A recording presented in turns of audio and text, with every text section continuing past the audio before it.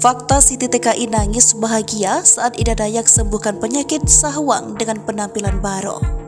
Sosok Sahwang kini tengah menjadi sorotan publik karena kisah pilunya. Sahwang, anak majikan disabilitas yang dirawat Mata TKI bernama Siti, sebentar lagi bakal dipulangkan ke negaranya Taiwan.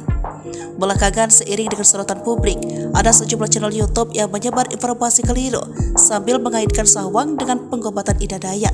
Beredar video populer bahkan menarasikan jika Ida Dayak mampu menyembuhkan Sahwang. Dari berbagai video yang tersebar dinarasikan Siti merasa bahagia karena Sahwang dapat disembuhkan oleh Ida Dayak.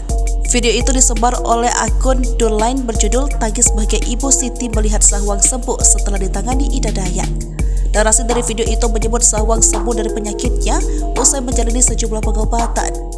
Tak hanya itu, channel YouTube tersebut juga menjelaskan struktur tubuh Sahwang yang mulai membaik usai diobati Ida Dayak.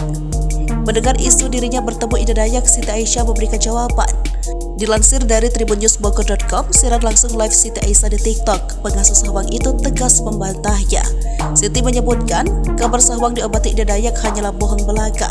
Itu mah gosip, itu bohong, hoax semua, tegas Siti Jumat 16 Juni 2023. Kendati demikian, Siti tak menampik jika dirinya punya harapan, yaitu agar Ida Dayak bisa mengobati Sahwang.